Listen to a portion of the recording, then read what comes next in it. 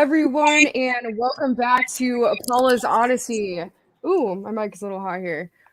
So tonight I have a very special guest, my good friend Laura Eisenhower. Laura is, I don't have her bio pulled up here, but I mean, she's just an intergalactic goddess. I like to call her an intergalactic comedian. I mean, a lot of people, if you follow her on Facebook, I mean, she is just so funny.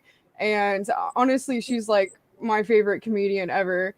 And I miss your Facebook, by the way. I mean, you've been taken down, but you have the new one, but you're laying low. I miss the funny posts that you have all the time. I don't have a Twitter, so I don't follow you on there. But also, she's an intuitive astrologer and, of course, a speaker in the UFO scene. And obviously, the great-granddaughter of great-granddaughter of Dwight D. Eisenhower. So, Laura, how are you doing tonight? I know I'm actually completely worn out.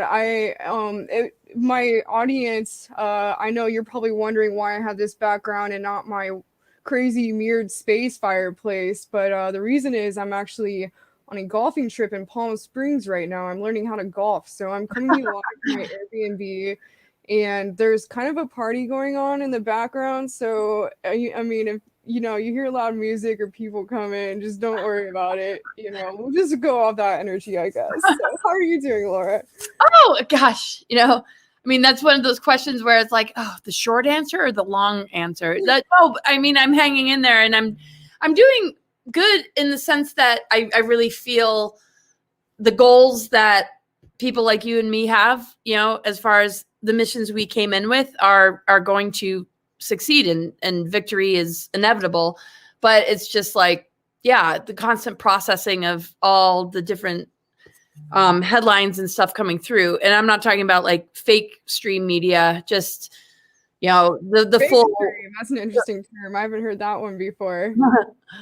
just processing all that and knowing that what we are maybe being told on a day-to-day level, there's so much more than that. And so there's, people sending the information that we're not going to see on social media that sometimes I post, but I realize that's what gets me deplatformed. But I'm feeling very encouraged, and I'm just feeling a lot of positive energy, but I working on balance, like getting rest when I need it, even if it means I have to cancel things, which isn't easy, but it's like, we have to take good care of ourselves during these times, Definitely. I'm feeling the same way. It's like so much is going on. I just started this show and it's just been really crazy. It's like it's a learning curve for sure. I've been getting all these people on almost daily, just really getting it going. And I've been traveling a lot too. Today, like out on the golf course, I was like thinking, I'm like, man, I really wish I could go golfing with Trump. That would be so much fun. Yeah. So, I don't know why I just threw that in there, but I just want to let everyone know that golfing is interesting. I thought I thought I was doing good at first. When we were taking the lessons, I kept whacking the balls and like popping them up, and I was like, wow, I'm doing good. And the teacher's like, oh my gosh, this is your sport. You're doing pretty good at this. I was like, oh, cool. And then I get to the course, and apparently it's the hardest course in America. And I start hitting the balls, and I realize I kind of suck. I don't know, I couldn't get as far as everyone else on the team. So, but it's okay. It's okay. But yeah, it's definitely been a long, very hot day here in Palm Springs. I'm very sore. So that's so wild. That's so funny. But just seeing you and seeing your face brings my energy level up. For sure. Yeah, just knowing I was gonna like be able to hang out with you tonight, that's energizing. And I realize, how important it is that we keep these conversations alive and we hang out, and because without that, I realize I start to drift into this sort of, I don't know, the nether worlds, not the underworld. I've been through enough underworlds, but where it's just like, I don't know. But it's wild. So yeah, wouldn't that be so cool? Trump would absolutely I bet. Yeah, and you would have to come and that you will manifest that. So I feel like we're all going to manifest that together. Yes, that'd be so fun. But you went to like both rallies in DC. I mean, that's so I just got back from the second one in 2 months for obviously Stop the Steal. I'm not going to say the word of, what's going on politically. So I'm just going to say, stop the steal. That's what I was there for, and I was there with my friends from Edge of Wonder and Jermaine and Scott, and for the second time, and we had a lot of fun. It was really cool. It was a little different than the first experience, honestly. A lot of like 1,000 Proud Boys showed up, and like apparently there was some violence on their side. I don't know, like the mainstream media was saying that, so I don't know if that's true or not, but I almost was wondering if maybe like some of them were paid off to pretend like they were Proud Boys and go in the crowd dressed like them and cause things. So that kind of worries me because it's like, like the same as Antiva, obviously these powers that be, they want to incite a civil war in our country in any way they can. So it would make a lot of sense to me. So yeah, that was a little weird energy, but besides that, I mean, it was just so great to see all my friends and like seeing you. It's like you guys are like the only people I really, like honestly, and you all live in different states, so it's like, man, my true network of the people I really resonate with. I gotta like, find ways to see you guys any way I can, especially with what's going on right now. It's like there's no conferences, but we're still finding these other avenues to see each other, even if we get deplatformed or whatever happens. So yeah, well, yeah, the soul family connection and just the missions that we all came in with. I mean, it's got its own energetic that's very much a part of the organic ascension timeline, and nothing outside of that can destroy it. And you being a very creative person, being a musician and an artist and an actress, it's like when we engage with what narratives are being steered, you can insert your creative energy, and that's what is so important for the world to wake up to, that we're super powerful, and we don't need to be limited or, controlled by what is constantly bombarding us. And that's why, we're always going to be able to work around whatever they're trying to stop, because we're dealing with the infiniteness of the creative imagination. And that's the one thing that we don't want to ever lose. And that is, I think, what they're most intimidated by, is that we have that. As an artist, I definitely noticed that myself. Like, I mean, it's so easy for me to manifest things that I am actually very, very careful with my thoughts, just because, like, honestly, if I just, like, for reading for me will manifest things. If I read a book about a place, I end up getting an opportunity to go there, like, instantly. So it's like every time I just am really careful with what comes through. And I know you are a very powerful goddess creatrix yourself. And, so I'm sure you experience this as well. And like we were saying about golfing with Trump, I feel like that's going to happen. It is going to happen. Already. Yeah. Oh, and I forgot to mention with the DC rally, what's crazy is actually me and the guys from Measure of Wonder were in the middle of the crowd, right after General Flynn's speech. We went back to the Women March for Jericho thing in Freedom Plaza, and Trump's motorcade comes through the crowd and comes right up to us. We were just in the right place at the right time, and literally he passed it like literally, like I'm like, my face is like a foot away from the window, and we're just like, okay. And like he didn't roll down the window, but you could see him through the window like giving a thumbs up. That's awesome. So that was really wild. It was like, okay, we just happened to be there at that time when that happened. Oh, so that was really something. Well, it's like, all of us out here, like our soul family, our energy is very powerful. I really feel like we're all here for a mission. And honestly, I was thinking the other day, all of us and what we're doing. I mean, right now it seems like, we're almost like the punk rock of what's happening in the world right now. It's like, like we're like very underground, but I think later on in history, like, people like you and Edge of Wonder, we're all going to be actually probably really well known later on for what we've done, even though right now it's like we're being deplatformed on every level. I really feel like, what we've been doing is actually historic, and I think it's very interesting. What do you think about that? Man, that's so huge. Ooh, it's got a bit of feedback, so it's echoing. I don't know. It might need to mute while I talk because of the connection, but okay. I absolutely agree. Do you hear the feedback? Yeah, it comes through sometimes. I don't know why it does that. I've been But trying to figure it out. Is it okay now? yeah, I think so. I, But I totally, feel that.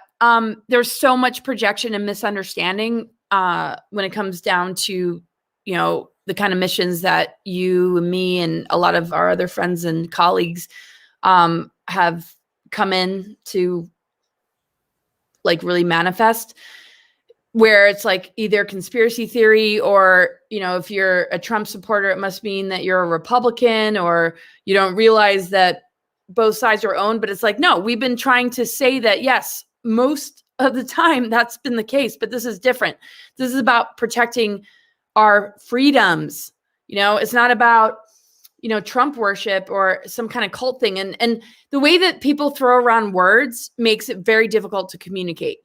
The word racist or white privilege or cult are so misused and thrown. Conspiracy theorists. Yeah, like exactly. In itself, it's like, okay, but these are facts. Like these conspiracy theories are real. So I mean, they're just conspiracies. There's no theorists. I mean, they're conspiracies.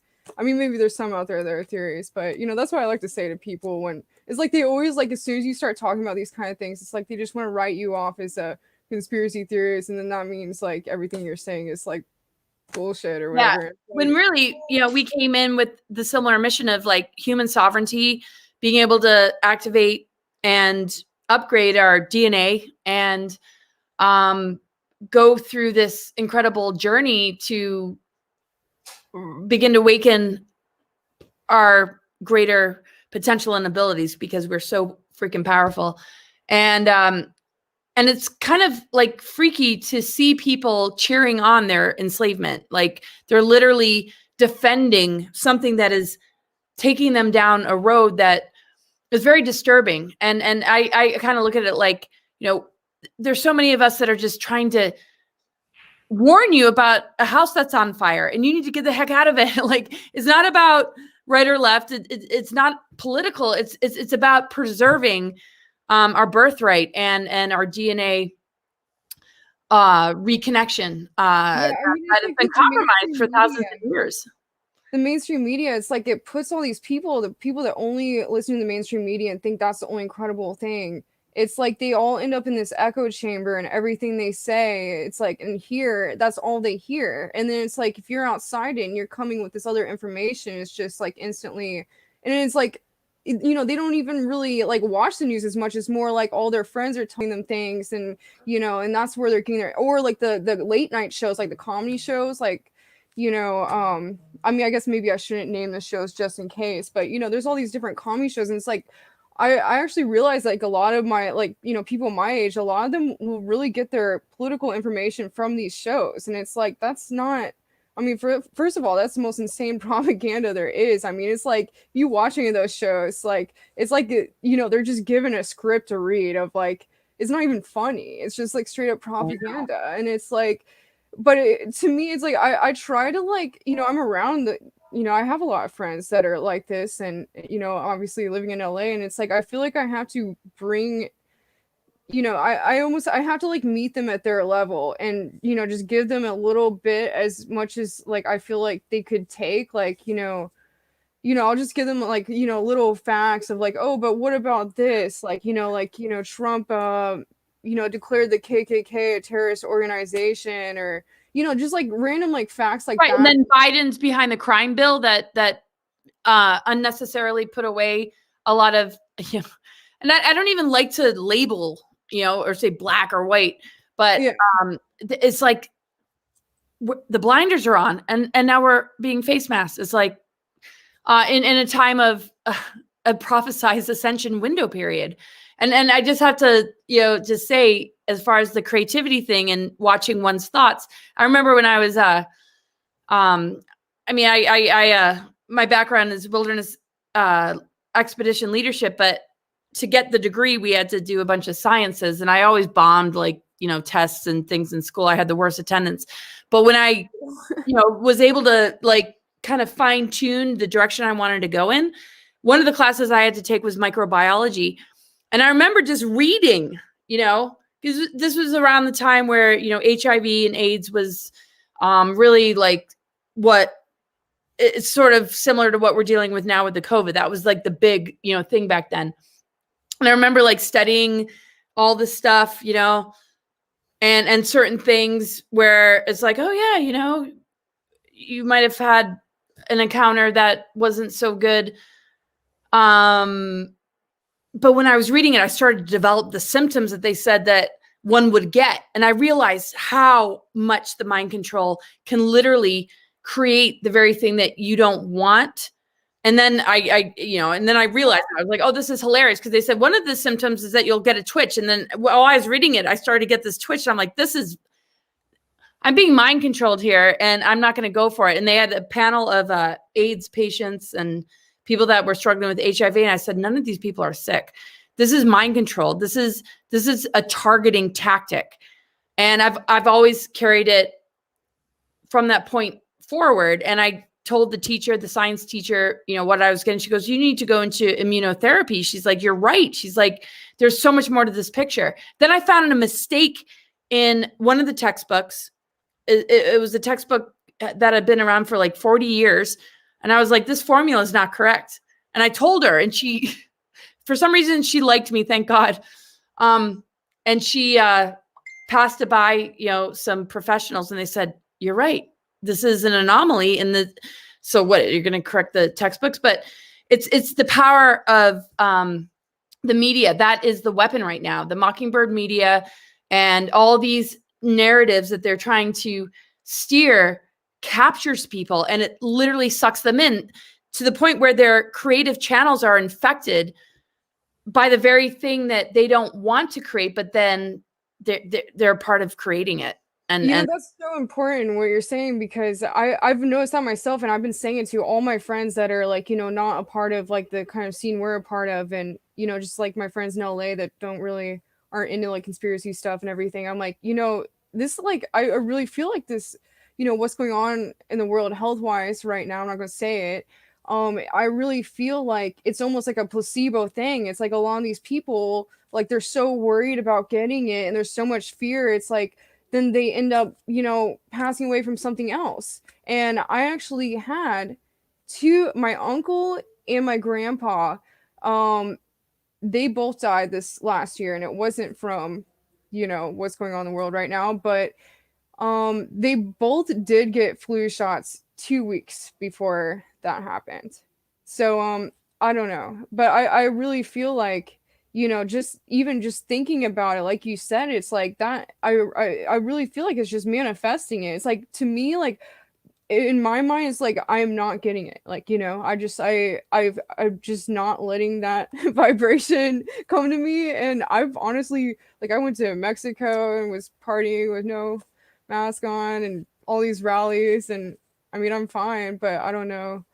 I mean, well, yeah, it's like I embrace the healing journey. It's like if I get symptoms, I'm not going to go get tested to see if I have COVID. Like maybe I have like a stuffed up nose. Maybe I sneezed. It's like, ooh, should I be freaked out? It's like our cold's like not a thing anymore. It's like, oh, like, and we're being taught to fear one another, thinking that we're carriers of a disease. We need to be masked. We have to, you know, do this separation 6 feet apart, whatever. And it's just like, wow, if a person were to shut down all connection to mainstream media and these narratives that are being steered and just live their daily life and got like maybe a sniffle and just dealt with it like we've always dealt with, you know, maybe catching a cold or a flu, you know, it's like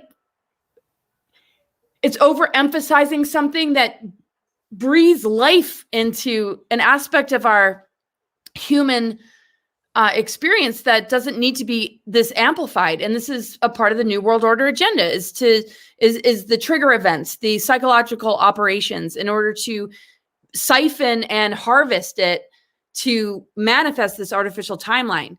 You know, I'm not saying that the virus doesn't exist, but it's like if we learn to be healthier people and live a healthy lifestyle and pay attention to the herbs and the plant medicines and the doctors and experts that are being censored, you know, if people could just put their attention on there, you know, we wouldn't be struggling with this BS. So clearly there are people in power that don't want us to be empowered. And so that to me is the Great Awakening, that moment that one realizes, whatever we manifest, whatever our life experiences is our great teacher, but it shouldn't be coming through, these strange characters like Gates and Fauci. It's like insane. Yeah, it's interesting. This what we're going towards with the mask and being masked and basically being shut up. That's actually been a common topic on a lot of my shows lately. Is like a lot of the shows that I've been on and a lot of the people that have come on, we always go towards this and the human consciousness shift, and this, like, it seems like there's just this rising of energy, and it's like, these powers that be, they're trying to hijack it and make it what they want it to be, but it really can't be stopped. And a lot of the shows I've been on lately, like I've been doing this Divine Feminine Goddess archetype series with Beyond Mystic, and we've kind of like throughout our shows have been realizing, like, we really feel like it's this rising of the Divine Feminine coming back, because we're going into the age of Aquarius, and it seems like, obviously with the matriarchal society, with that kind of energy, it's about your personal connection with the divine. And if we're shifting into that energy right now, I feel like that's kind of rising up in all of us. And that's why they want to keep us apart and keep us masked and everything, because they're trying to stop this like uprising from happening, but they can't stop it. I mean, what are your thoughts on, the Great Awakening versus the Great Reset? And I guess, like, how this is happening. Is it like a astrological thing, or, what are it is. And the planetary configurations connect with our organs, our energetic system, our endocrine system. And it's like the biology of us as multidimensional beings. That's what astrology really reveals. Just like a person will study the biology of a flower with all the different things that make it a flower, but then it's got an essence and a vibration, and one can appreciate the essence of that and maybe take a flower essence drop, or be surrounded by the beauty of it by having a big garden. But do they have to be a biologist in order to appreciate it? No. So, those that don't really grok the astrology thing, you're still living it. It's still, it's getting real deep into, what makes this what it is. So all these different planetary configurations, people experience very different, because the planetary bodies have different levels of vibration. The spectrum of frequency with every planet has its shadow side, and then the higher levels of that planetary body that is like groundbreaking and very enlightening. And I could say that, I could list all the different things. Talking about that with Rob and Ben earlier, it's like, the lowest octave of Saturn is tyranny, control, and limitation that creates energetic blocks. But when we are consciously experiencing our existence, we can graduate to the higher octaves, which for Saturn is self-mastery and becoming a teacher, which means that you're able to overcome the trials and tribulations of an outer control system and start to think for yourself, right? So when we put the Aquarian energy with Saturn, which this conjunction represents the Jupiter Saturn in Aquarius, and then the Uranus square Saturn, which we're going to be experiencing for the next couple of years, it's that power struggle between authenticity, sovereignty, and how we relate to the fear tactics that make us want somebody else to solve it for us, to the point where we're actually destroying ourselves in the process because we're not empowered and we're not recognizing that we're our own personal healer. And the awakening part of all this is to recognize that we don't need a medical industry. We need our soul recognition by listening to the symptoms of the body and getting closer to ourselves instead of further away. I mean, this is what the medical industry has like taken advantage of. When we get symptoms and we start to feel uncomfortable, we begin to give our power away. And they're like, oh, well, here's your diagnosis and here's the drug to take. Whereas the ascension path is, oh, I'm experiencing this and there might be an unresolved trauma, or there might be lifestyle choices that I'm making that aren't so healthy, and I need to maybe reconfigure my lifestyle or my perception on reality. And that's the awakening. So the adversity is a catalyst for the awakening. But for those that aren't up for it, they're like, oh yeah, let's shoot ourselves up in the arm. Let's put face masks on. Let's all separate. And they're like, they're absolutely getting more and more disconnected.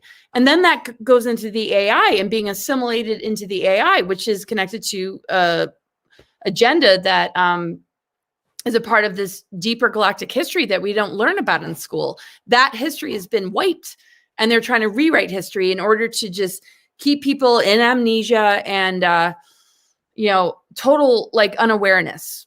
So they literally become like cyborg robots. And this history you're talking about, do you mean that this happened before, like on our planet or on other planets within AI? Happened on other planets, the Orion Wars and a particular planetary system called Apex. There's all sorts of scenarios that ended up going down, and it ended up creating genetically modified humans. When you look at like higher star systems that still exist, there are certain portions of those cultures that got modified to the point where they became grays, they became EBEs, they became like even, but I'm not saying that, all the grays, even the tall whites are, assimilated into the dark agenda. Some of them are trying to rescue themselves. Some of them are, still on a high level of intellect that have interfaced enough with their true origins to represent something different. So, there's multiple species and the spectrum is really wide. And so, it's not all black and white, but in these times that we're in, if we don't start to accept adversity as a blessing in order to help us to recover those lost aspects of ourselves, we get modified. Why? Because we're not trusting our own consciousness. We're not trusting our intuition. We're not allowing our higher awareness to run the show. We're just literally a product of what we saw on TV, what our ancestral patterns might be, and what the news tells us to think. So the Great Awakening is we're going to cut the cords and begin to really get real with ourselves. And that's why, like, I don't like the term sheeple. It's like, no, let's all work together, because that creates a whole other level of division. Oh, I'm awake and you're not. It's like, how can we rehabilitate together with more compassion and understanding of how difficult it is for people? Because on a multi-generational level, or even in their own particular life, they might have, felt that to have any self-worth or self-esteem, they would need to get that degree or need to, play this particular role in their family. And to have that ripped away because they're starting to get in touch with like maybe conspiracy theory is so jarring that the conspiracy theory minded people, which obviously we know it's not theory, it's a lot of it is fact, that we need to hold a much more compassionate and loving space for them.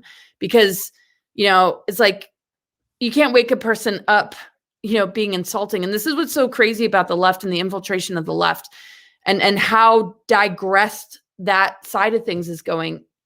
And those that support the T guy are not necessarily, on the opposite spectrum. There's a lot of us that want to integrate that polarity and help people to understand that, we're not at war with each other. We need to take down the deep state and the fuckery, the fucking, the manipulation of what we've been dealing with since Project Paperclip and Project Mockingbird, the indoctrination. And that, to me, is the priority. The democratic ideology, there's nothing wrong with it. And same with the other side. People have, their preferences or, the type of lifestyle they want to live. They want a leader that supports what is important to them. But this is a completely different thing. And I know very well, it's New World Order or planetary ascension and upgrading the human. And in this peak time is when they want to You know, I think there's invert it and create the for opposite with the everything that's vaccines and happening right everything. now. It's like, you know, a lot of people want to write it off as like these certain powers that be, like Bill Gates and these different people, like they're like evil people. But almost in a way, I almost feel like they're playing a role here to cause a majority or all of humanity to kind of go through this time of adversity, like you were saying, because evolution doesn't happen without stress. So I feel like it's actually, in a way, it's almost important what's going on right now, because the people that haven't started waking up yet, there, it's not going to happen until all of this stress keeps happening, and you know, everything keeps playing out the way it does. That's the only thing that's really going to get some of these people to start realizing what's going on. And I've noticed that a lot with a lot of people I know, like, you know, people that weren't really into these kind of things before have been coming out to me lately, like, hey, like, can you tell me more about this or that? And so it's just really interesting. And I it's like weird. It's like I kind of feel like they do have this role to play, but at the same time, I almost wonder, like, do you think like the people that are following this agenda and protecting it, as you were saying earlier, do you think they're going to end up on one timeline, whereas like the rest of us will end up on an ascension timeline? Because I mean, I would love to see everyone go the same way. And you know, I stress that to everyone. A lot of people are always like, oh, you know, those people, they'll just go somewhere else. And it's like, no, I want us all to end up on the finish line together. Oh, You know? God, that's so beautiful. I'm exactly right. So there's a bifurcation, and the vision that I have, which I've been talking about lately, is that there's still a bridge between the two timelines that are beginning to split. That there's still communication. There's still, you know, connection. It's like there's no like, oh, screw them. No. This is why we came here. We're on a mission to, you know, help people to realize, you know, this is a reunion with who we truly are and what we're made of, and connecting with the divine mother, the mother earth, the Christ consciousness, whatever anybody wants to label it.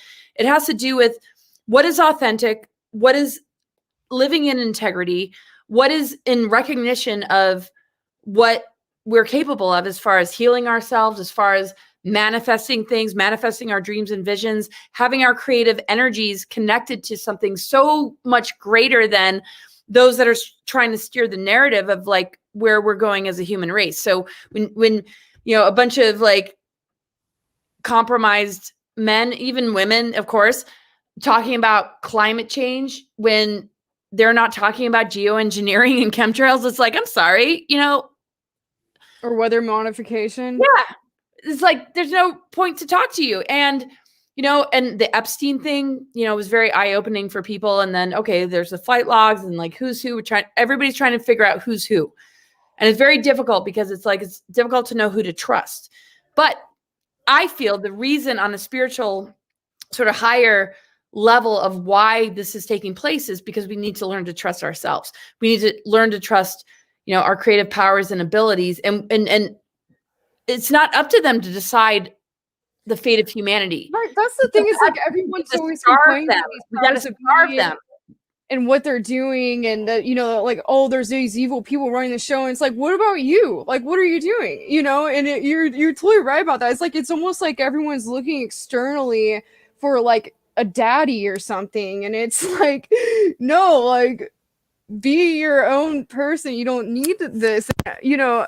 I mean, it's just, it's really interesting because it's like, you know, like we were saying about this divine coming from within, like tapping into the divinity within ourselves.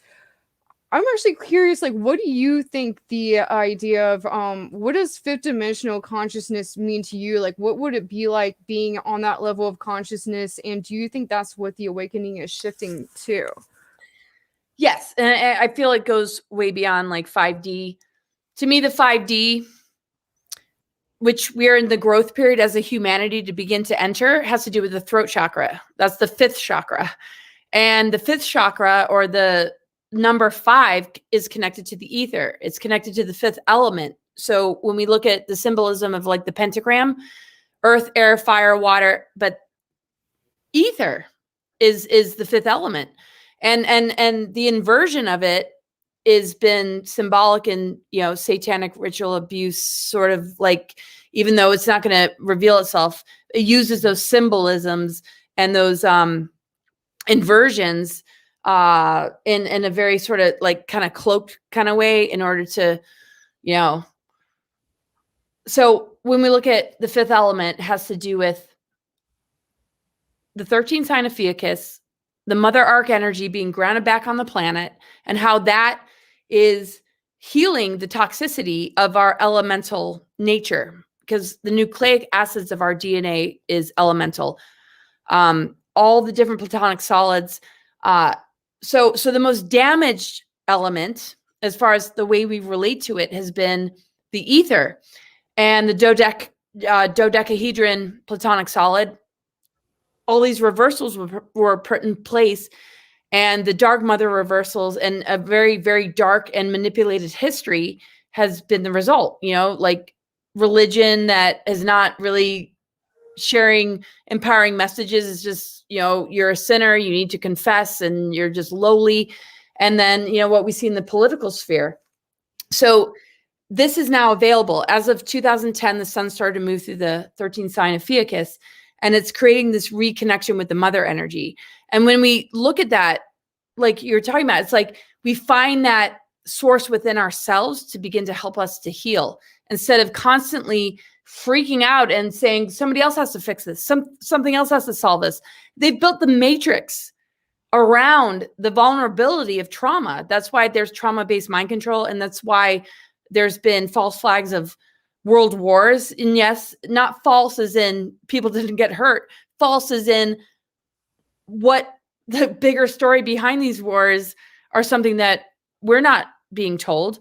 So, sometimes we have to go through utter and total abandonment and all these kind of adversities to begin to ignite the true story and the true love that we have to find within ourselves. And the beauty of nature, even though it's got, poisonous snakes and bears, because my son didn't text me back. I'm like, did you get eaten by a bear? Like, that would suck. I couldn't deal with that.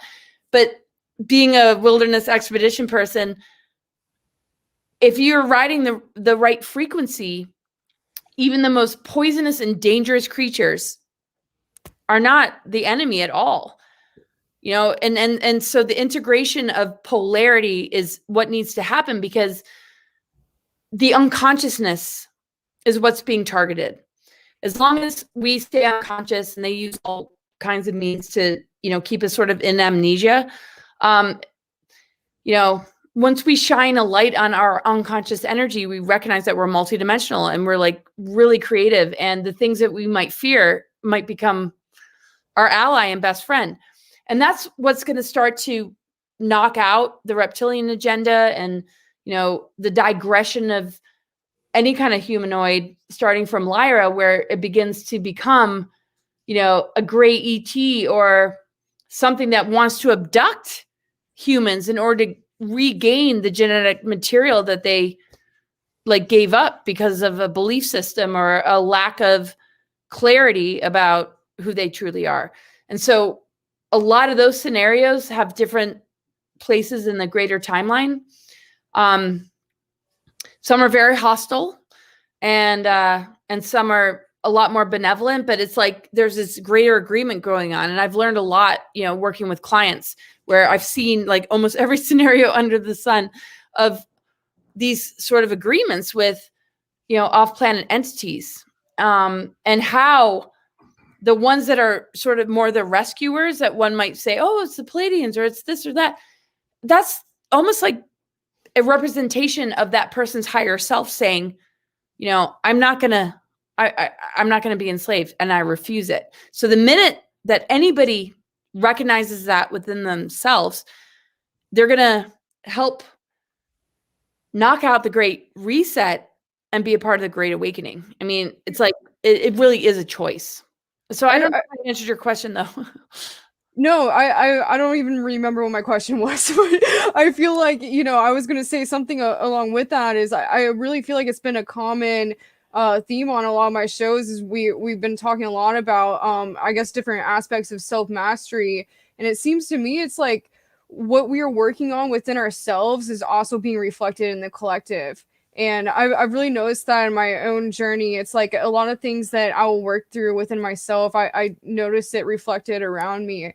And I really feel like, you know, that's of utmost importance right now is like, you know, we do have this time of adversity, but it's important because it's causing us to look within and to work through these things within ourselves. And, you know, that, I mean, to me, it's like, you know, what does that mean? Is it like looking at your childhood traumas and working through those, or, you know, past life stuff, even collective traumatic memories? Like, you know, I know I've heard you talk a lot about the traumas from intergalactic wars. Do you want to talk about that maybe, and like see if it can like bring up stuff for people to look at within themselves that are watching this? There's so much ancient trauma, and that's the whole thing with amnesia. It's like we have seals and fences that have been placed in our DNA so that we don't connect with these higher harmonic universes. And so science calls it junk DNA. So that's part of the indoctrination, where we're not getting our galactic history in any textbook. We're not getting truth as far as science is concerned. There's a false science narrative that is very dangerous. That's why, you know, science is the new religion. Yeah. And like, you know, when you see, you know, like Biden posts that are all about like wear masks, it's like, this is like really lame science, when we're like looking at the much larger picture of true science that's merged with spirituality and the 15-dimensional time matrix that goes beyond that. You know, we're going to begin to be able to ignite our dormant DNA, and viruses and all these like threats are nothing. So it's like crazy that this is being so pushed, that people are literally, their businesses are getting lost. They're not connecting. You can't see a person's expression. And it's literally the inversion of like what's available to us. So shoot, I got to go back to your question though. What was that? I mean, it was more like a comment about, you know, what actually it was about the collective traumas we've experienced with battles. Well, okay, so when we break it down and we look at our own personal life, the times that we might have been in a relationship with like a narcissist or an abusive person or a liar and a cheater, you know, in our own personal lives, we face what we're dealing with on a collective level. So if we're creating or constantly looping in something where it's like, oh, here it comes again, it's just another narcissist, another fake person that's just gonna stab me in the back.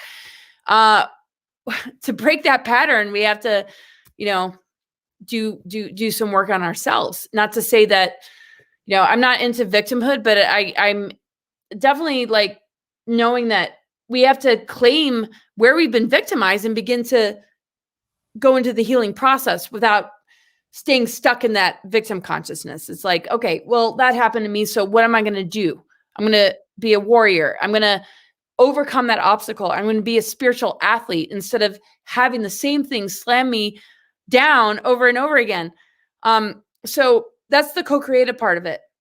So when we can see, you know, in our own personal lives, even if it's not a partner, it might be family members, it might be a sibling, it might be, you know, ancestral, that we look at it head on and we ask ourselves, you know, instead of being the victim, but instead of also, you know, thinking that, you know, we don't have something to learn from it all, we can solve this in our micro world. And when we solve it in the micro world, we feed the macro and we start to participate in the collective consciousness in a really important way. So, you know, doing sessions for people for the last, I don't know, 10 years, more than that. I've seen so many different combinations of this sort of thing. And some of the greatest starseeds with the most incredible missions incarnated into like the worst of the worst, like serious trauma. And there's that part of themselves that like refuses to be controlled or limited or victimized by it. But you're saying it's like they choose to so that they can, gain strength from the situation. And be a guide and a leader. And this is what I've actually, in my life, I've been through a lot of, I went through some quote unquote narcissistic relationships, and definitely had like, weird childhood. Like my younger brother went through a liver transplant with my mom, and it was a whole thing. So it was like, it definitely caused like some things that I had to work through later. And but I really don't feel like I don't feel damaged from it, because it caused me to gain strength from the situation. It's like I could have allowed myself to become damaged from it. I definitely could have easily and fallen into addictive habits or whatever, but I chose to take hold of the situation and like come to my own power through it. And that's definitely that really rings true to me with what you're saying. And yeah, that's exactly what I'm trying to say. It's like adversity gives us spiritual muscles, or it can crush us. And it allows us to start to find knowledge and truth. When an adversity starts to digress us into fear and anxiety, it means that we haven't gotten the message. We have lost a piece of ourselves, and it gives us the opportunity to recover that piece of ourselves. Even if the human storyline isn't so great, all these different storylines that we're born with, however they manifest, is to help us with soul and spiritual development. And when we get too attached to the storyline and we think that this is all there is, it's gonna not be easy. And I fall into that zone where I don't want to feel like a victim or this or that, but I remind myself constantly, like, wow, there's something amazing that's going to emerge because you went through this. So I feel like where we are on the planet, breaking that harmful relationship, cutting the cords with that part of our culture, society, and larger global situation, as far as the narratives that are being steered through, not just anything political or the UN and their agendas, but the off-planet part of it, and also the underground bases part of it, that we're learning to we're learning to reclaim our power, learning where we need to cut any sort of unconscious alliance with the very things that we don't want to support. And there's so many awakened people that don't realize, or there's so many people in the process of awakening that don't realize how much they're feeding the very thing. It's like we're creative vessels. We are living microcosms of Gaia and the multidimensional cosmos and the 0-point unified field that goes into all these other universes. And this is the time to say, that's my choice. I want to get closer to that, instead of the ultimate inversion of it, to the point where, do you really want to become an EBE and have to abduct or be a part of a military operational system? From what I've come to understand, though, there's way more positive military, and they're really cleaning house. And the hard part, though, is for the vulnerability. Everybody wants to just be able to keep a roof over their head and feed their family. And the manipulation of the shots and the way we're going to solve the problem is coming through a very, very dark stream. But I do feel that the T administration is kicking ass and knocking it down, and he's got way more behind him than we can imagine. So if everybody wants to just get obsessed with judging his character or his past, it's like, do you want somebody to do that to you? I mean, I was just gonna say, I'm like, none of us have perfect past. I mean, I wouldn't want people looking at my past. I'm like, that's why I won't run for president. It's like a perfect past. Are you supposed to be a saint to be a leader? Do you have to be a saint to be a leader? It's like, I mean, obviously, you can tell, just looking at him, what sort of frequency he's putting out there with the battle that he's facing. You can just feel it. Or I mean, I know I can. I'm sure, I'm obviously you can too. And it's just like, it almost is this vibe from him. Like he's not worried. Like he knows we already won with this situation. That's what I kind of get. His chart is so amazing, right? And the thing is, like, people like you and me, I mean, he's not like the typical character that people like you and me would be like, oh yeah, I mean, and I'm not saying this in a judgmental way, but like some rich white dude with casinos and hotels, and like clearly, he's had his, but it's like I feel resonance, and I can put all that aside. It's like, thank you. I mean, just think he probably gratitude. I wouldn't want to hate the guy, but yeah, I mean, obviously, he probably incarnated into the position, in the family he incarnated into, so that he had the ability to do what he's doing now. I mean, he wouldn't have been able to come out and like run his own campaign and everything and become what he is now if he hadn't, incarnated into that family and had this journey so far with his and that's what I feel about my own. And I get so much shit. It's like, oh, ever since I became a public person, all of a sudden it's like every email under the sun of this is what Eisenhower did wrong, and he signed it. I'm like, whoa. But I didn't start carrying the Eisenhower name until I was ready to like lay down some real disclosure. And like I got a download where I got permission. He's like, you need to carry the Eisenhower name. And I was like, oh, okay. I didn't really want to. And then it's like, because I had it was so weird. It's like, well, I won't go into how weird it is because but I just wanted to put out that antenna. It's like I'm ready, and I'm here for this reason: disclosure and truth, even if it makes family members look bad. It's like, I'm not attached to me. You're like the president of disclosure. I mean, you come from this lineage of this background, and then you're like this amazing speaker in the UFO scene, and it's like you're like the exopolitics, like the president of exopolitics. Like that's how I feel like, honestly. And it's really incredible. And I actually read a book recently called Woman of No Importance, and it was about this spy in World War II. It's a true story, and she was actually the most influential spy in World War II. So I'm turning the camera off for 2 seconds, but I'm listening. Okay. I don't want you to think that like, okay, go.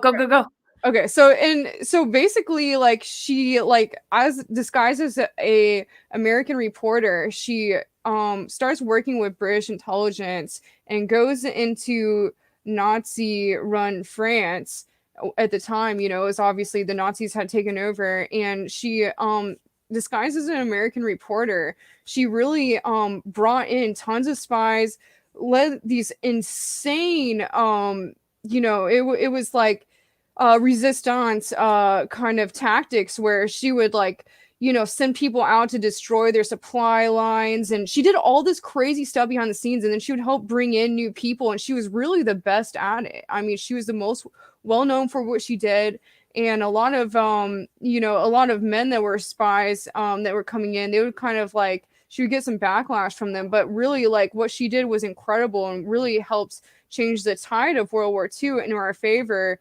And, it started mentioning General Eisenhower a lot towards the end, and I didn't really realize he was a general before. And it's like, the whole story, it's like she's waiting for the American troops to come in. She's waiting for General Eisenhower to send the troops in, to storm the beaches of Normandy, because, it's like they've been waiting forever, like dealing with this. And it's like, it was so crazy being a spy at that time because, the Nazis, they had lookouts, like, in every shape and form all around you. You never knew who was a Nazi and who wasn't. And, obviously everyone had to act like they were with the regime. So it was really interesting. It's like the whole time they just have all this hope for, oh, when is General Eisenhower going to send the troops, and like they're just waiting for it. All these spies are sitting there waiting for this to happen because, it was like really hard times, obviously.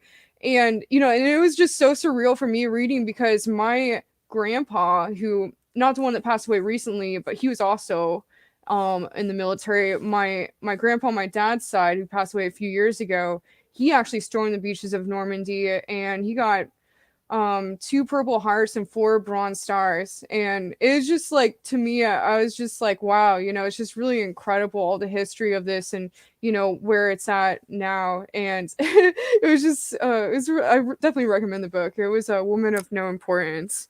But yeah, I was like reading the name Eisenhower in it, and you know, there was just this like feeling of hope. It was saying like there was this feeling of like hope all throughout France. It was like they're just like hoping and praying, like when is Eisenhower going to send these troops, you know?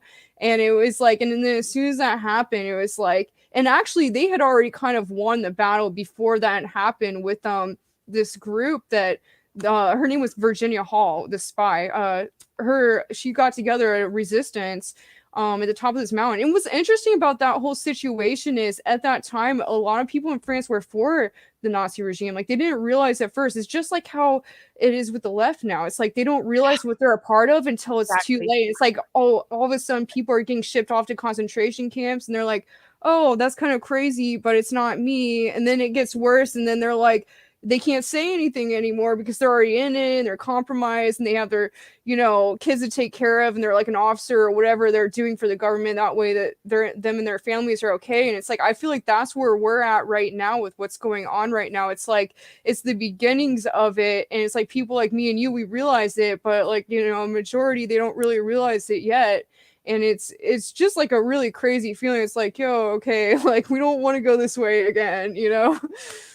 I know, it's like crazy because, you know, history repeats itself. And the thing is, it's like these agendas are not going to stop. They're going to morph into a different way to, you know, create this sort of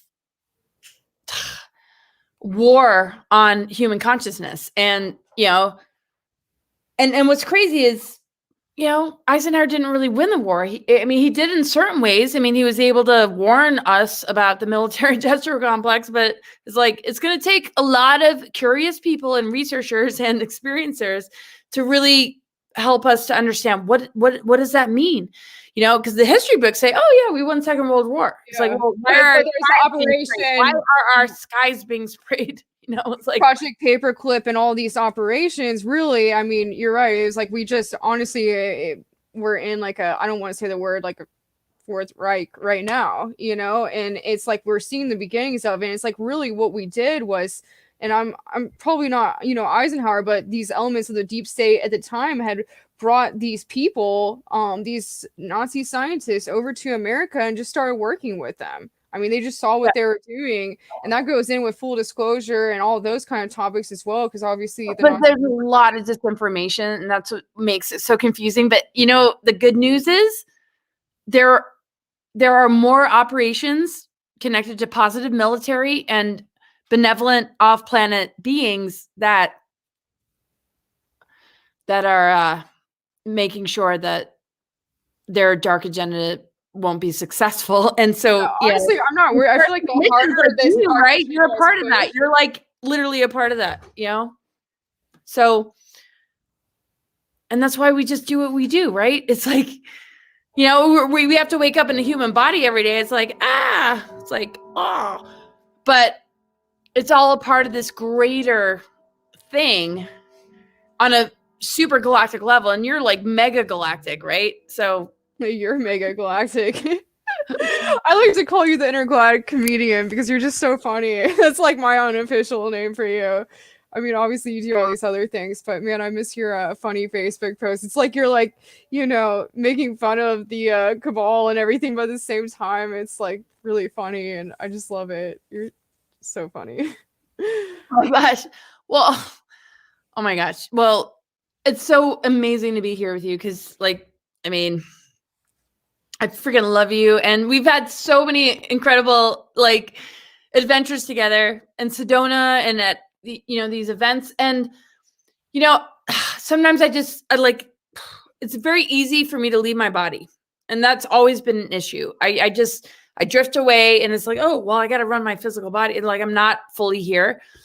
You're one of like my anchor points. I'm like, oh, thank God she's here. It's like, you know, what's interesting is you come up on my mind a lot. Like, honestly, like this one time, you know, I did this like hike that was like, I kind of like did this sort of like trance state, like hike with a friend. And, on this beautiful spring day, like a couple years ago, and you were coming through, and there's something about DNA upgrades in you, and I didn't realize. I don't think I ever saw or heard anywhere that you ever talked about DNA upgrades, and for some reason, something kept coming up.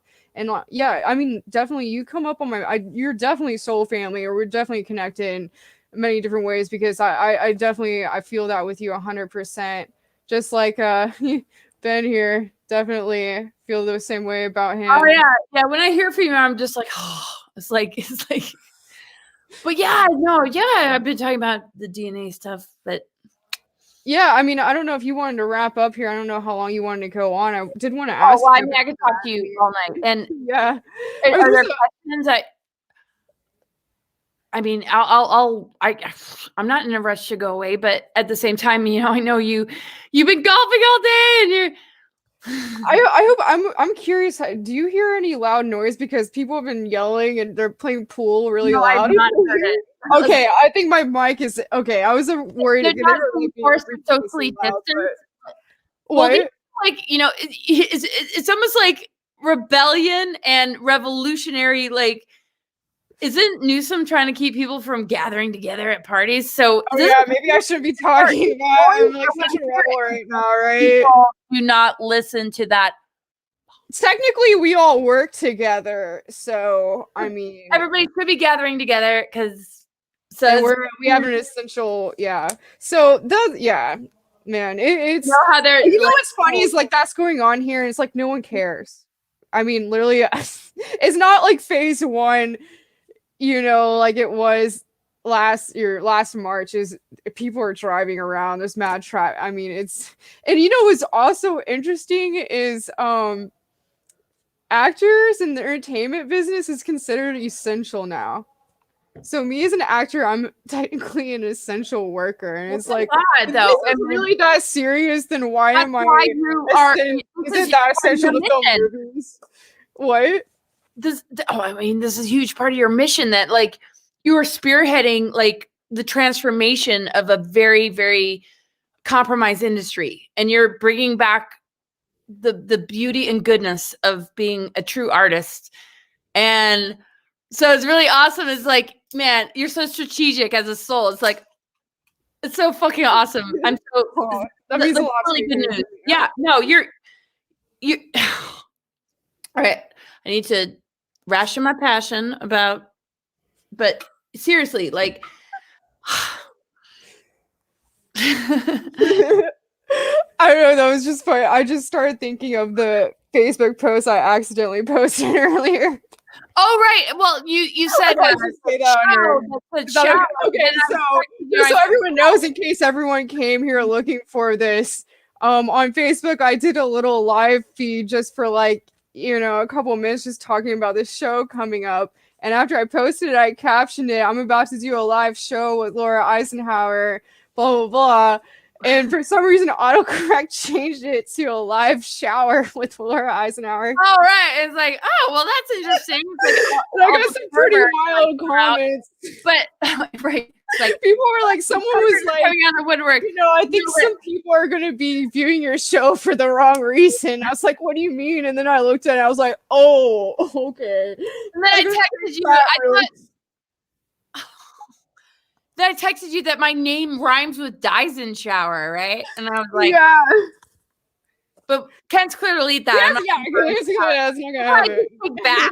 Like, I don't know. It's like I'm not attached to the Laura Dyson shower. You sent me this emoji of like a skeleton in a shower. I'm like, where do you find that? Like, how'd you find that just now?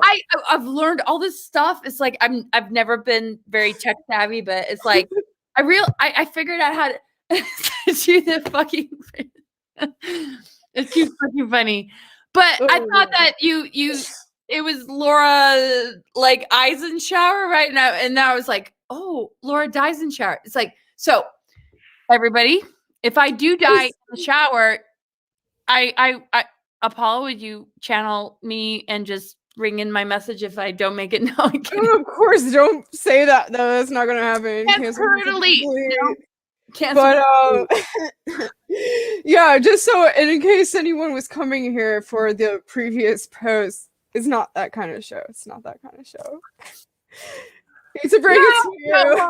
Well, you know, the elixir of life kind of showers, but it's like, Yeah, you know, man, like, I mean, like, it's like, you know, a lot of people have been saying, I actually heard you say this first, and I've been saying on all my shows that the Great Awakening is like this river of light. So it's like, it's almost like we are in this shower of like this beautiful golden river of light that's coming in. It really is. It's like a shower that we're all in. It was just this beautiful like energy, and we're all just in it, you know, and it's really interesting. it's actually, It's like, how can they stop it? It's just coming in, and it's like, it's a true story. All this other stuff that is trying to siphon and kind of hook into people with this like fear-based propaganda is so threatened and paranoid about it that, you know, it literally wants to remove people from tapping into that. As of 2010, the sun moved through the sign of Ophiuchus, ruled by the ether. So that corrects, just like the Venus transits, the orbit of Venus is a pentagram, and it's correcting the inversions in the satanic, dark ritual bullshit, right? And we actually are being showered by energies that we can't even fathom. And if we don't stand in alignment with it, then we're screwing ourselves over. It's like, why would that's another thing I wanted to ask you is like, we're going through, so like everyone's been saying, and I've been getting this, I actually went to Cova, Mexico recently and like talked with some Mayans there, and they said we're going through this part in the universe, like our solar system's going through this part in the universe where the sun is emitting different light colors, and that it's almost like this, like kind of like how you take mushrooms and it's like poisonous, but like really it like puts your consciousness on another level. I did a lot of mushrooms when I was in. What's that? Do you have an under, like, what's your under, do you feel like that's true? I mean, what's your thoughts, your take on all that? Like, you know, people have been kind of talking about, I don't really, I don't know if I explained that well. But I about the part of the universe. Jump in there, but you're talking about Mayan prophecy, or yeah, it's like, well, I've been hearing from a lot of different sources that like the reason, part of the reason for the awakening is our solar system's going through a part in the universe where it's like we're getting this sort of like, I don't know what the word for it is, like a cosmic dust that's almost like how, like, you know, it's almost poisonous, but it like wakes us up. Well, yeah, well, I mean, that's it even happens in nature where, you know, I remember in England, I would get like stinging nettle rash, but then there was a dock leaf right next to it that could actually make it go away. So that's just a silly, you know, reminder of, you know, all these things that are trying to invert are trying to really wake us up. I mean, the people that are behind these dark agendas will never admit that that's their role. They only know to play like the dark and evil role. Can you just remind me of the so like, you know, I was just talking about the so basically like the Mayan like cycles that we go through, like these consciousness shifts that the Mayans talk about, where there's like the summer cycle and the spring cycle. They say during the spring cycle that we're starting now, we're going through this part in the universe, our solar system, where it's like this like sort of like like a space dust, like that's the proton belt and all the, but it's like it's like affecting our consciousness. I'm just wondering if you've heard anything about that. The cosmic and earthly events that have been taking place since 2010 are huge. The window, some people express it as, oh, only between 2010 2017. Well, all right, we've already gone through 2017. Here we are in 2020. There's been a lot of projections that would be way more advanced and everything would be way better than it is. But it's like, we need to like look at it like, if we're healing from a lot of catastrophe and a lot of trauma, I mean, how can anybody gauge, you know, what date and what time that's going to be resolved when we're dealing with the collective consciousness, you know, as far as, you know, what's been taking place. So there are a lot of individuals that are already over all that are holding that sacred flame of ascension energies. And then there's a lot of people that are, they just really don't know what to do. And we're sharing sort of a timeline with them. Not really ready to bifurcate because do you think they're like non-player characters in a way? Like, are they like we're on different timelines, but we're still interacting with them? Well, I think the compassion and the desire to wake people up keeps us connected with that darker timeline. If we didn't have compassion and if we didn't care about waking people up, it's like, I mean, I have felt sometimes in my life like I need to smoke a bunch of cigarettes and drink a bunch of alcohol just to lower my vibration so I can just like keep up with this lower density. But that's not my truth. But I guess what I'm feeling and seeing is there's a bifurcation. And there's a lot of really compassionate, loving starseeds that, you know, don't want to leave anybody in the dust. Their friends, their family, and what they're seeing as far as like this greater manipulation going on.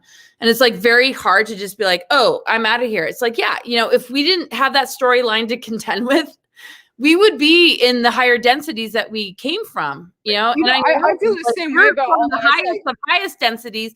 And that's what you're doing, right? And I totally relate. I mean, correct me if I'm wrong though, but you kind of get what I'm saying?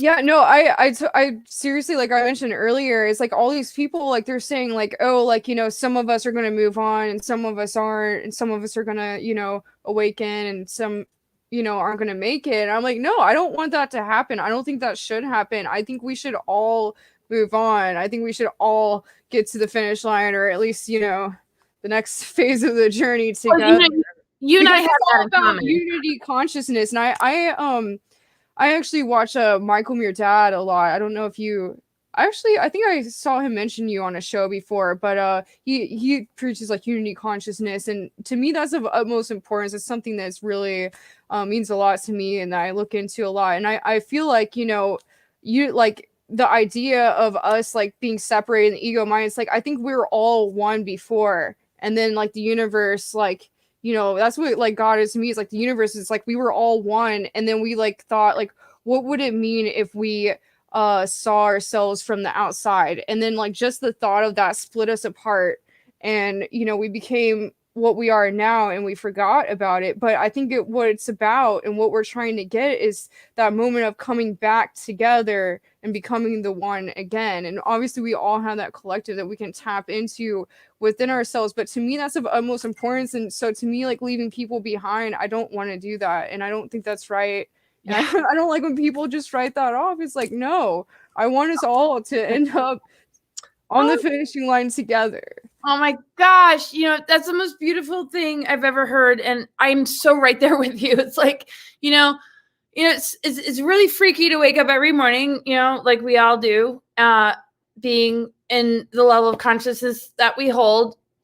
It has nothing to do with ego, but it's like, yeah, this is freaking twisted. It's like, oh, they want to take me off planet and go to Mars. It's like, well, no, whatever that was about.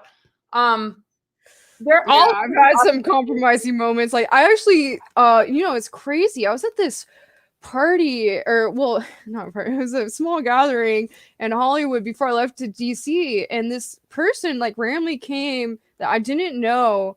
And it was just a super awake individual. And it was like the minute we saw each other, we like recognized each other. It was really strange. I mean, he like realized what I was doing, and he was like, he told me all these things. He was like, hey, I'm on the same mission as you, but I'm not loud about it like you are. Like you're loud about it, and the people you're around are loud about it. To be like careful. And you know, he told me a lot of things. It was like he just said this to me. Like I didn't even know anything about me, who I was, or anything. It really tripped me out. But he grabs my hand, he's looking at my palm, and he's like, okay, so I see a couple points here where you could become compromised, but they're getting lighter now. They're fading out now. So you probably already passed that moment where, like, you know, you made the decision and didn't go with it.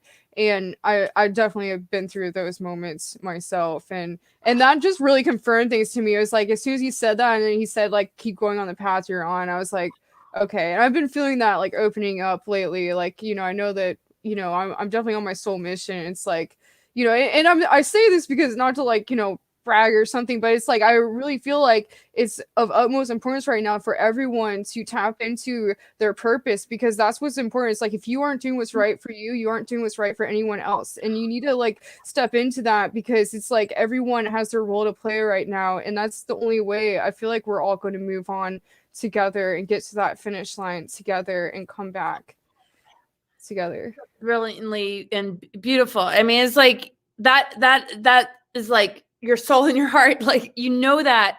And I relate to it so much. It's like, you know, like, you know, sometimes like the heaviness of the density every day is like, this is not a vibration that I can relate to. And I remember processing for a while. I was like, is this negative karma? Like, why do I keep coming here? Or it's like, am I mirroring this? Is this something that's mirroring within me? Right. It's like, no, I've seen a very, very big difference between starseeds coming into the incarnational wheel compared with those that are still trying to, you know, remember who they truly are. And so, yeah, man, I've learned so much about starseed missions, and you know, I get sort of weird about labeling things, you know, because anything one labels, there'll be some sort of like targeting on that. But like, yeah, you know, it's like, even though I'm used to going into, I wouldn't say like depression, but like the underworlds where it's like everything that matters to me is gone, and I need to rely on myself. And then when I relied on myself, I started to manifest, or, you know, be on a frequency wave of synchronicities that brought like truly genuine souls into my world, like you. Yeah, I definitely experienced that myself within the past couple of years. It's like once you're on one vibration and then you raise to a different vibration or frequency, you know, I mean, I act like it's higher or lower. It's like, you know, it's just different frequencies, and it's like, you know, no one's better than the other really person. It's like, you know, we're all on our own journeys, but you know, it's like once you're on one frequency, you get to another. It's like when you're going through that transition, a lot of the people in your life that are around you at the time will leave. And it feels really messed up, but then all these amazing people start coming in, and you're like, wow, oh my God, this is amazing. That definitely has happened with me within the last couple of years. And it's really good. It feels good, you know. It sucks because, you know, it's like I feel like, you know, most of you are all in different states, and I'm just doing my thing out here in California. But I mean, we're you know, but I'm on my mission. You guys are on yours. You know, it's like where we are is a home base for what our collective mission is all about. And you and I, you know, we have a spiritual thing going on, like, and we're really good friends. And there's so much in front of us that is so freaking incredible. And you're anchoring so much in the areas that you are, like, you know, it's such a blessing that you are where you are anywhere that you go, because you embody your mission. So, you know, it's like wherever you are is the best place that you could possibly be. And, you know, everybody who has a clue would be like, you know, they would respect the fact that you're an unbelievable blessing to them. I mean, I think the same is true for everyone. It's like, you know, really being in the moment and being present. Like, you know, the idea of being present is really something that, you know, I really feel is so important. And to me, that's the idea of Christ consciousness, is like really truly being present in every interaction constantly. It's like I always like, I even think it's like, you know, if I am just doing a transaction at a cash register at the gas station, or, you know, like you are sitting on a bench next to someone and they have a vibe that's coming to you and you feel like you need to say something. I feel like even those like small moments are so important. It's like we forget about it. It's like, you know, when you go to like pay at the cash register, you know, you're just like, oh, here, and you know, you go, and it's like, what was that? You know, like, what if you like feel into the moment, you start joking with the person. And you know, I really like try to pay attention to that, because it's like the energy that you send to people throughout your day. It's like if you give someone a bad vibe, that like spreads like waves of bad vibes to like, because you know, then they're like upset, and then everyone they meet, they project that energy on them, and but it's like, okay, now look at that in a way of like good energy. If you're, you know, all bright and happy, and then you meet someone, and you know, like I said, I keep using this cash register thing, but it's like you pay someone the cash register and you're like, oh, hey, how's your day? You know, you're all, you know, you're projecting this energy. Then like they're going to take that, and then they're going to send that to the next person, because they're like, oh, okay, And so I just really feel like, yeah, it's like waves, you know. That is it. It's like if we could just it's doing a feedback thing, but what you just said needs to be freaking spread wide. I mean, like, you just nailed it right there. And that's the integration of the higher awareness into the physical plane. You know, this whole like higher and lower self, you know, this sort of living a life of contradiction, you know, is not going to get us anywhere. And I totally agree. And when I had that breakthrough where I was like, you know, I don't need to be like, you know, wearing my hood and just like not wanting to deal with anybody. And that was a long time. I get like that sometimes too, right? We all get like that. It's like, yeah, I mean, for whatever other reasons, right? But you know, the minute that I just sort of, you know, because I'm so used to being like targeted or projected upon, when I just like let that go, the amount of great connections and conversations with like the most random people where you're standing in line next to somebody in the grocery store and it's like, oh my God, like, that was really cool. What a cool exchange. And it's like, you know, everybody is so alive within themselves without realizing it. The thing that gets me the most is the manipulation of information that begins to distort that within them. And I just always want to see the part of them that didn't buy into it. And when, you know, it's almost like you're saying like it's like about integrating your higher self into your, you know, physical self. When we can stay in that sort of connection where instead of seeing the programming of the person, we connect with their heart and soul, and it's just like a great exchange, you know, that means the world to somebody that's like literally struggling with the survival energies that are being, you know, I've had moments like that where, you know, I was just having the worst day, like felt like I just, you know, I mean, you know, I have it like being in like a really upset state of mind. And then you run into someone and they're just like, oh, hey, like, you know, you look so great. And how are you? Or, you know, like just like a random person comes up to you and says like some amazing compliment or something. And it completely brings you out of this funk. It's like, whoa, you know, like what was it? Like, how would I go from that to this? And it's like, I don't know. It's definitely very interesting how we react on soul levels like that. And it's like, and I feel like it's almost like a mirroring thing too. It's like, you know, there's obviously something inside your consciousness that brought this person to you to react to you in this way, you know, whether it's, I don't know, I always try to look at that and, you know, see what it's reflecting within me and like what my thoughts are at the time, I guess. I mean, you know, that's why you're brilliant. Hello. I mean, that's so huge. It's like, the thing is like, I'm not a victim conscious kind of person, but you know, gotta, you know, heal from some stuff. But I always like to see like what within me, you know, created this situation. And, you know, even if it's offensive, like I would only put attention on it if I was literally struggling with like an issue within me. I mean, wouldn't I be able to bypass that if I, you know, was whole and balanced? Yeah. So I notice when I do that, I'm like, Laura, you're kind of whole and balanced. It's like, yay. But, you know, there's so many exchanges with people where it's like, no, it's like, you know, this is a reflection because it's a frequency thing. You know, we are at a crossroads where the New World Order agenda is literally trying to infect the creative energies of people, where they're going to look at you if you walk into a store without wearing a mask and give you the fucking evil eye and like maybe not serve you, right? That's like, what if we did that to them? Like every time they're coming by with a mask, we're like, I know, it's like we just thought about that, right? We're gonna walk around with like our rainbow aura body, right? And it's gonna be like, what the fuck is wrong with you? You're wearing a mask?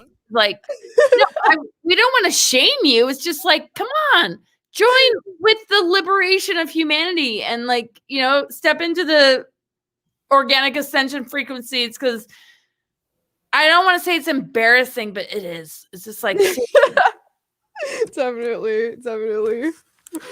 Okay. Oh fuck.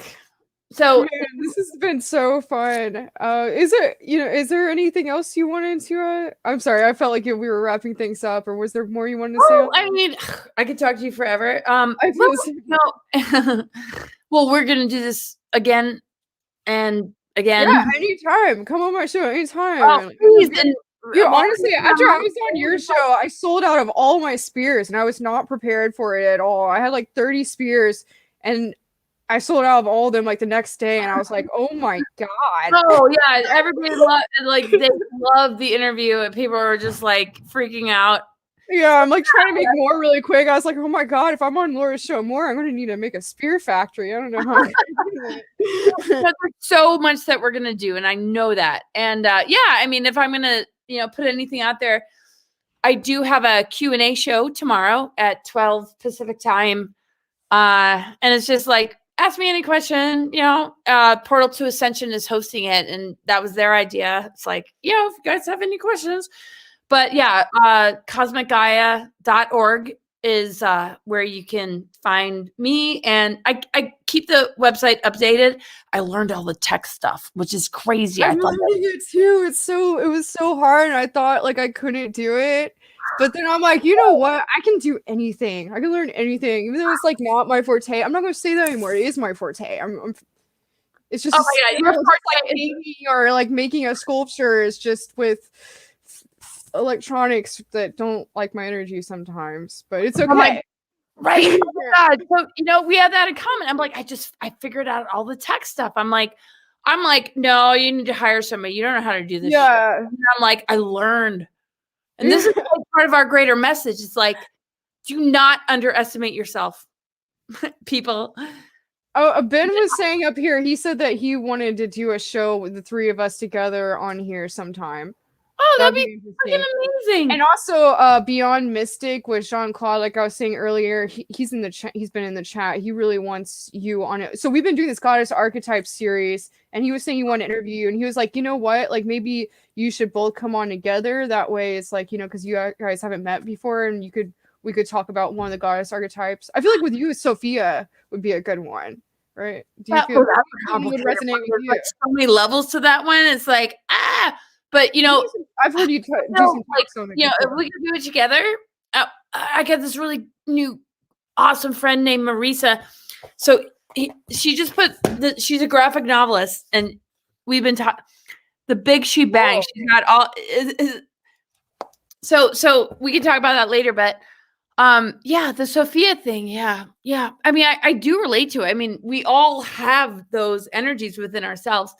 Yeah, that's what the show is about. We're just talking about the archetypes, like what they mean to us, and how they like come up in every person, I guess. And it's been very interesting so far. We did one on the Magdalene archetype, and on 2 days ago we did one, or yesterday we did one on the Aphrodite archetype. And and what's interesting about him is like he has these like keys in him, and then he says that I have them in me. So it's like we're trying to unlock these things together.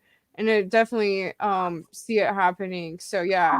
And then I don't know, we'll have to discuss what we would do with Ben, but yeah, definitely. Well, you know where to find me. I'm always here, and I love you. And I'm doing this like full time now, so it's like I don't even I'm not even making money from it yet, but I'm like whatever. Like I like saved up, and I'll just have to make a bunch more spears, and so I know how that goes. It's like I don't do what I do for money. It's like And that's when you really get the most coming to you. It's like once you're on the right, move in the right direction, that's when everything really starts coming in for you. I like actually like because I was like making $10 an hour as a landscaper, and I would wash dishes, and like every job under the sun, and it was like that's not enough to raise my kids, and their dad like went off the rails. Like getting jobs like that's like compromising yourself or anything. I had to fucking work my ass off. Yeah, it's literally like compromising yourself. It's like settling for something that you're not supposed to be doing, and it's like why do that? Like make your life like your career, and it's like then once you do that, the universe really responds to you once you're doing what you're meant to be doing. Definitely. Oh, that you just nailed it again. That actually happened. when I just sort of surrendered, sort of like jumping out of the plane, you don't know if the parachute's going to open. I was just like, you know what? I can't do this like hard labor. And I'm like waking up at like 5 in the morning, and I'm working till like 7, and I come home covered in dirt, and my kids are like, yeah, mom. And I'm like, ugh. And then, I was expressing. I did that all summer. I was building temples all summer with really power tools, like during the, what's going on in the world, that stuff. Like as soon as that started happening, I'm like, okay, at the time the entertainment industry wasn't considered essential. So I was like, what am I going to do?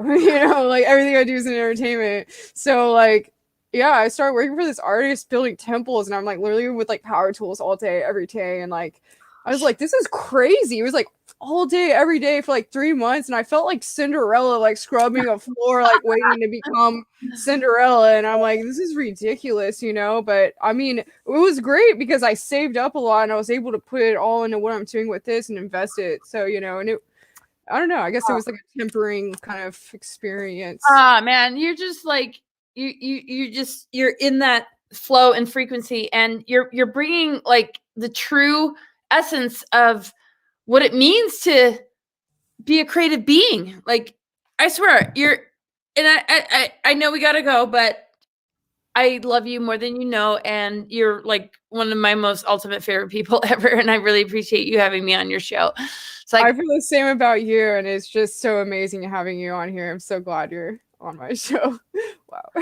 This has been like an amazing conversation. Like really, like we got into some really great stuff here. Especially the golden shower of light. I know. It's like that was good. That was good. I know. Joking. I'm just trying to bring the jokes out of you because. Oh no, I know. It's like my sense of humor is getting like a little darker, like golden showers. Like, oh, that's a perfect opportunity to like say something really like off base because it's just so stupid and silly. But no, we mean like the divine, the golden light coming in. Weird, like, all right, I'm gonna pee on you. Oh shit. Oh, I didn't think about it like that. I didn't mean, like, I'm sorry. That did sound really weird, didn't it? Now I just really. We're getting into like some R. Kelly stuff right now. That's really awkward. I'm sorry. I didn't mean to bring you. I was just like totally joking. It's like that's what people do with this kind of stuff. It's like I don't think do like in a world. Wow. Actually, like a lot of times when I'm trying to fall asleep, I say gold because like golden light, like that just to me. I like a lot of times when I go to sleep, I imagine I'm laying on a golden pool of light. But when and it like really helps me when I'm trying to sleep. But yeah, golden shower, that sounds like R. Kelly. I'm sorry about that. Oh no. And then I had to take it even further, and it's like everybody cancel, clear, delete. It's like, yeah, no, I feel that a lot too. It's like, even in my dreams, it's like this energy just comes in, and I feel like available to the whole planet. It's like part of the planetary consciousness. And, it's very important that we protect ourselves from a lot of the harmful EMFs and, dark technologies that are trying to, trip us up. It's like, digital detox is really important. The thing that I can't stand is the theft of a person's free will and ability to think for themselves. It's like, and all these fear tactics connected to this virus. It's like, you guys haven't researched herbs and supplements. You accept the fact that doctors and experts are being banned and silenced, and you're listening to Fauci and Biden. So we pray for them. We pray for them. We love you. We pray for you. We're not trying to create opposition, but it's like, gotta wake up, please. Definitely. Well, okay. I guess we already kind of wrapped things up because you explained what you're going to be on in the future and all that jazz. So, yeah, I guess, any more final words?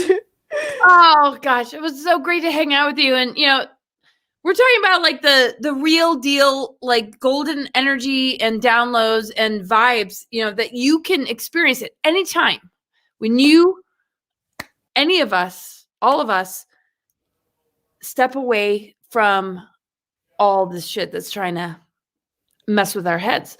Just, know that nature and Mother Earth is encoded with ascension energies. And the fact that the planetary consciousness has our back is really reassuring. And so, just know that it's like the willpower of this planetary consciousness, with all that she's gone through, with all these assaults and attacks and the dark mother reversals and the satanic ritual abuse and the dark technologies and all these things that are overlaid on the grid system, that also connects back to a galactic history that we don't hear about. Just know the mother energy unconditionally loves you. And we all need to remember to unconditionally love ourselves and forgive ourselves and forgive others. And just, know that we're together in this. I don't want to say the whole, we're in this together. It's sounds so cliche. It's like being so in your own energy that nothing can touch you. I think that's really the message of what we've been saying this whole show is just being so much in your own power that all this, external stuff that's happening, it's it can't even come into your frequency because you're not on that frequency. I think that's what it's about. And that's what our message here has been tonight. Oh, well, I really appreciate you having me. And you're just my soul sister and I love you so much.